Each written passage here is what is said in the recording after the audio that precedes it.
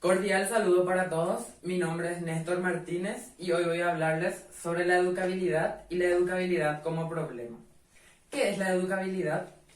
Es una cualidad humana, conjunto de disposiciones y capacidades que permiten a una persona recibir influencias para construir su conocimiento. Herbert fue el primer autor que utilizó este término y resume nuestra capacidad para aprender. Para que la acción educativa sea posible, hacen falta dos elementos. La educabilidad como la capacidad para ser influenciado, que es el educador, y segundo, la educatividad como la capacidad para influir, que vendría a ser el educador. También podríamos decir que es la capacidad que tiene el individuo de cambiar de un estado a otro más perfecto.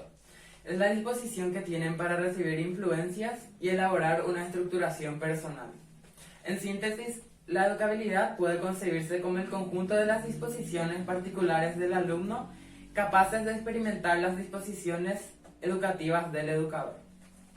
Luego tenemos las características de la educabilidad que se encuentran dadas en 4 factores. Primero, que la educabilidad es personal. Es una exigencia individual inalienable e irrenunciable, surgida de la personalidad y propia de la humanidad.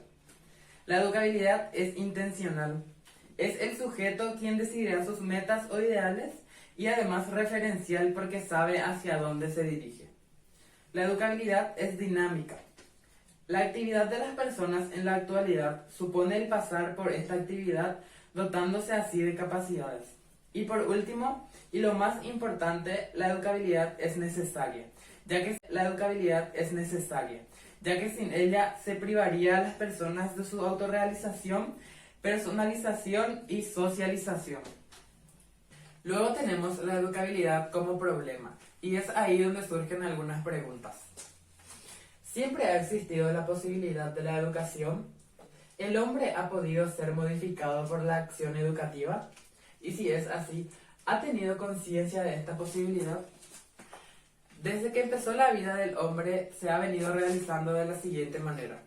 En primera instancia, de una forma natural, espontánea y sistemática, porque el hombre modifica su conducta a través de los estímulos naturales y sociales. Y en segunda instancia, de una forma intencional, planificada y controlada, para que el hombre se dé cuenta de la necesidad y posibilidad de ello. También se establecen sus límites. El factor biológico, el factor físico, que vendría a ser el clima, la ubicación geográfica, la economía, etc. El factor físico, el factor social y por último el factor espiritual, que es el que hace al hombre aspirar a la verdad, a la justicia, a la belleza, a tratar de alcanzar su máximo desarrollo y plenitud, y con él al salir al encuentro de la acción educativa para favorecerla. Al mundo espiritual corresponde el mundo de la cultura, el mundo de la ciencia, el arte y la moral.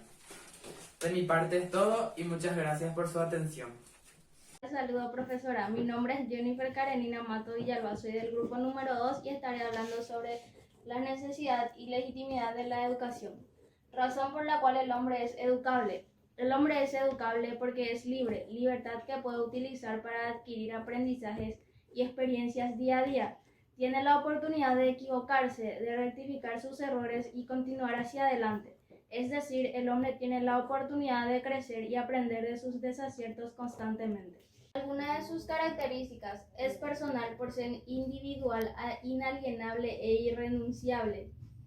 Es intencional, el sujeto es dueño de uno mismo y por tanto de su disposición para llegar a un fin determinado. Es dinámico porque supone actividad.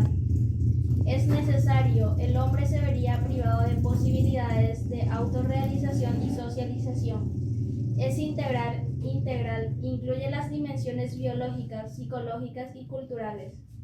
Es exclusivo, es propio del ser humano.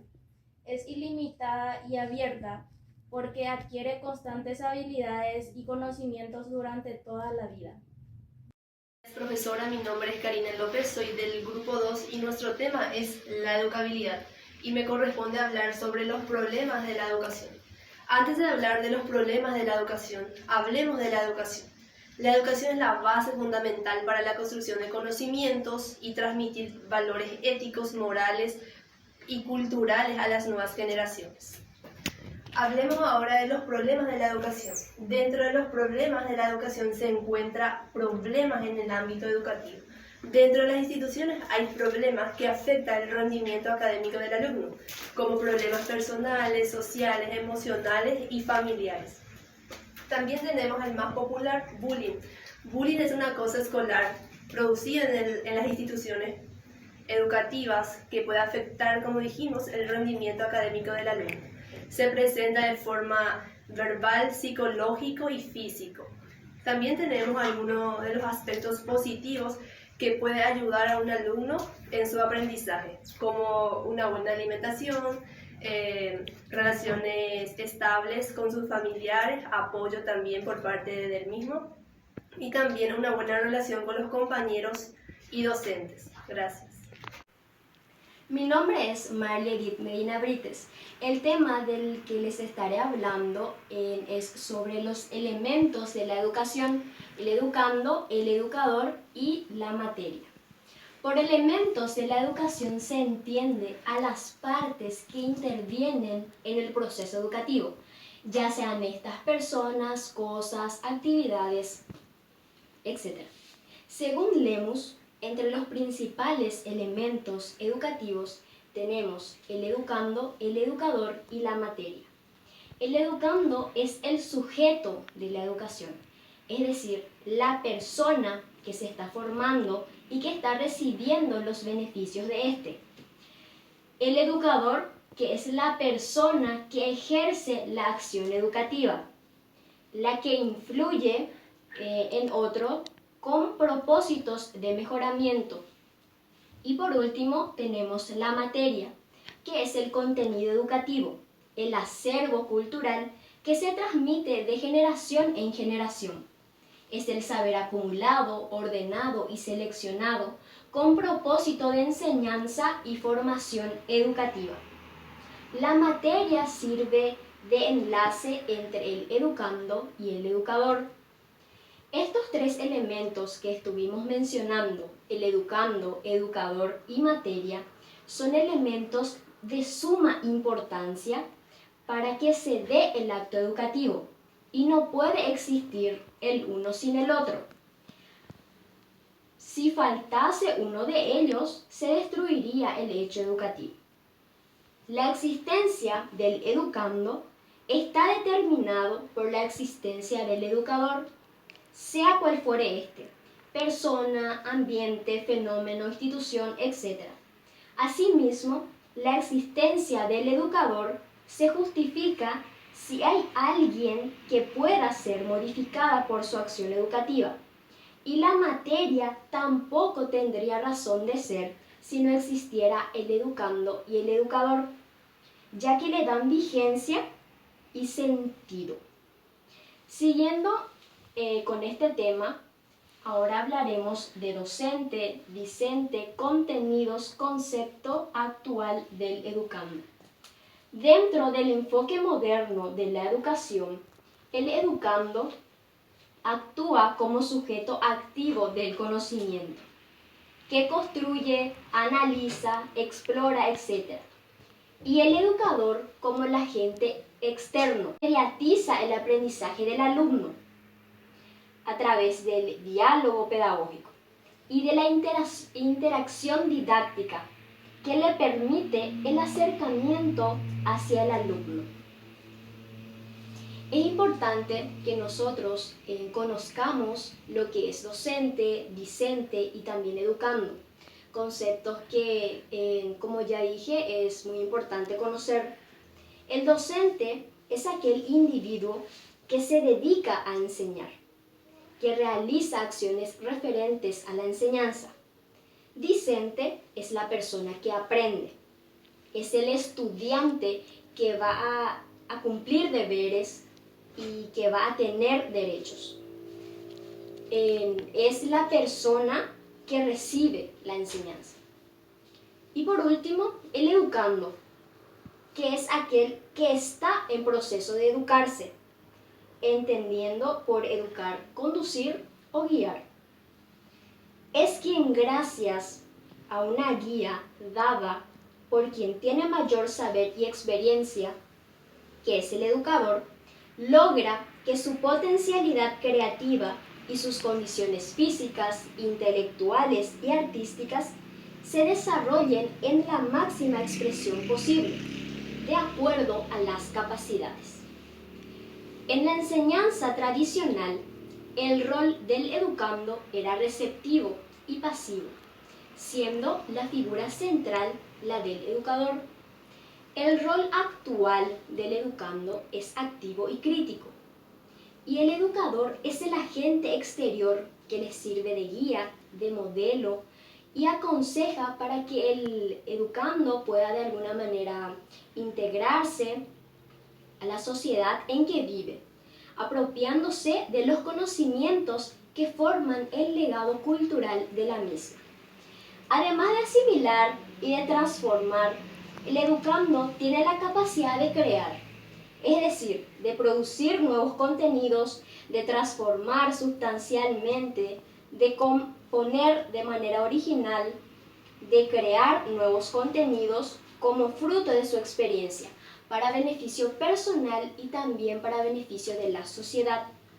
Alumno, conocimiento y docente. El alumno tiene que centrarse en el aprendizaje, mientras que el docente debe centrarse en formar y enseñar. Esto fue todo de mi parte. Muchas gracias. Hasta la próxima. Buenas tardes, profesora. Yo soy la alumna Elizabeth Paredes Gauto. Hoy les quiero presentar sobre la clasificación de los elementos educativos y también las diferentes definiciones de comunidad educativa.